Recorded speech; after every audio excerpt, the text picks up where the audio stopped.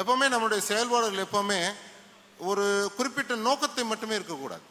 எல்லா விஷயங்களையும் நம்ம அதனுடைய செயல்பாடுகள் இருக்கலாம். பட் எந்த சூழ்நிலையிலும் நம்மளால யாரும் பாதிக்கப்படக்கூடாது. அந்த ஒரு செயல்பாடை மட்டும் மனசுக்குள்ள வச்சுக்கோங்க. அதே மாதிரி ஒரே ஒரு சின்ன கதையை மட்டும் சொல்லிடுறேன்.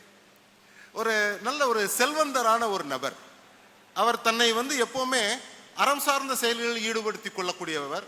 நான் சரியாத்தான் இருக்கேன், நான் நல்லதுதான் பண்ணிக்கிட்டு இருக்கேன் அப்படின்னு அவரே நம்பக்கூடிய ஒரு நபர். அவர்னால யாருக்கும் எந்த கெடுதலும் கிடையாது. அவர் ஒரு நாள் ஒரு கோவிலுக்கு பாலபிஷேகம் பண்றதுக்காக குடத்துல பாலோட போய்கிட்டு இருக்காரு. போய்கிட்டு இருக்க வழியில வாசல்ல, கோயில் வாசல்ல ஒரு குழந்தைக்கு பால் தேவை, உணவு தேவை அப்படிங்கிற மாதிரி ஒரு குழந்தைய ஒரு தாய் வச்சுக்கிட்டு இருக்காங்க. வச்சுக்கிட்டு இருக்கும்போது இவர் என்ன பண்றாரு, அவர் எப்பவுமே நல்ல விஷயங்கள் நினைக்கக்கூடிய நபர் தான்.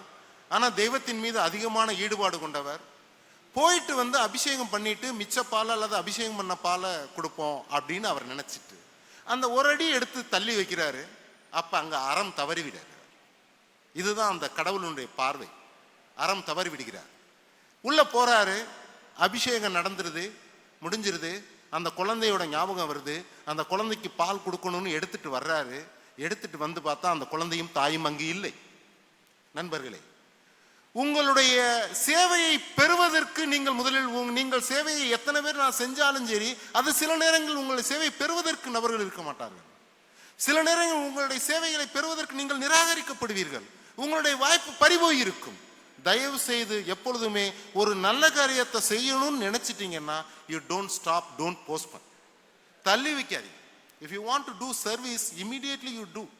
Don't postpone. அப்புறம் பண்ணிக்கிறோம் நினைக்காதீங்க. உங்களுடைய வாய்ப்பு பறிபோய் விடலாம். அந்த நீங்க செஞ்சக்கூடிய அந்த அறம் சார்ந்த செயல் மிஸ் ஆகலாம். அதே மாதிரி தான் ரோட்டரி ஃபவுண்டேஷனுக்கும் சொல்றேன். அடுத்து ஏன் வருஷம் கொடுக்கணும்லாம் நினைக்க கூடாது. அது மிகப்பெரிய தப்பான விஷயம். அது எல்லாருக்குமே என்னுடைய வேண்டுகோள். எந்த சூழ்நிலையிலையும் அப்புறம் கொடுப்போம், காந்தி சாருக்கு பீரியடு கொடுக்கணும். அன்னைக்கு கூட என்கிட்ட ஒருத்தர் சொன்னார். அவரை கடுமையா சத்தம் போட்டேன். உங்க பீரியடுக்காக நான் ரிசர்வ் பண்ணி வச்சிருக்கேன், அந்த தப்பை பண்ணி என்னை அசிங்கப்படுத்திடாதேன்னு சொன்னேன். தயவு செய்து கொடுக்க வேண்டும் என்று நினைத்தால் உடனடியாக செய்து விடுங்கள். அதை நீ அப்புறம் கொடுப்போம் நினைச்சா அதற்கான வாய்ப்பு அமையாமல் கூட போய்விடலாம். தயவு செய்து உங்களுடைய வாய்ப்புகளை தவற விட்டு விடாதீர்கள். சேவை செய்வதற்கான வாய்ப்பு கிடைப்பதே மிகப்பெரிய அரிதான விஷயம்.